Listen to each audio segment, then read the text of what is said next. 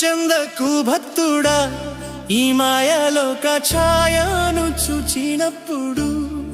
భయము చెందకు భక్తుడా, ఈ మాయలోక ఛాయను చూచినప్పుడు. భయము చెందకు, నీకు జయము దయచేయువాడు. భయము చెందకు, నీకు జయము దయచేయువాడు. దేవుడే యెహోవాయున్నాడు, నీ సాయమునకు దేవుడే యేసన్నయున్నాడు. ప్రభువైన యేసుక్రీస్తు వారి అత్యున్నతమైన నామములో మీకు వందనములు. పరిశుద్ధ గ్రంథమైన బైబిల్లో మత్తయి సువార్త 6వ అధ్యాయం 25వ వచనములో మనం ఈ విధంగా చదువుతాం. అందువలన నేను మీతో చెప్పున్నదేమనగా, ఏమి తిందుమో ఏమి త్రాగుదుమో అని మీ ప్రాణము గూర్చి అయినను, ఏమి ధరించుకొందుమో అని మీ దేహమును గూర్చి అయినను చింతింపకుడి. మనిషి జీవితం ఆహారం మరియు వస్త్రాల చుట్టూనే కేంద్రంగా మారింది. జీవితానికి నిజమైన అర్థం ఏమిటో అతనికి తెలియదు.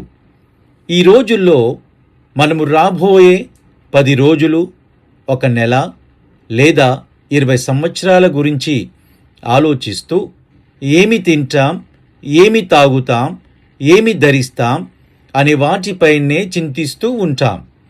కానీ మనిషి యొక్క నిజమైన సమస్య అది కాదు. అతని అసలు సమస్య పాపమే.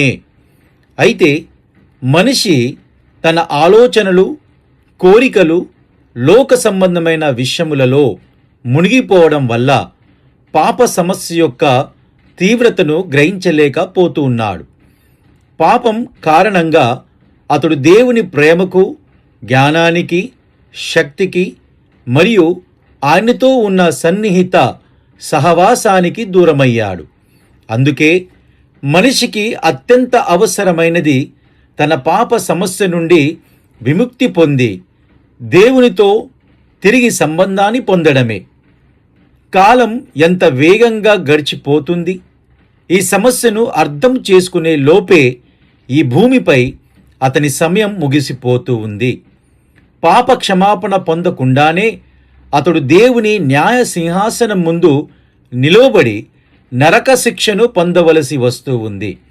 ఎవడైతే ప్రభువైన యేసుక్రీస్తు శిలువపై చేసిన బలిదానాన్ని మరియు ఆయన పునరుత్థానాన్ని విశ్వసిస్తారో అతడు దేవుని నుండి పాప క్షమాపణను పొందుతాడు, రక్షణను పొందుతాడు మరియు నరక శిక్షను తప్పించుకుంటాడు.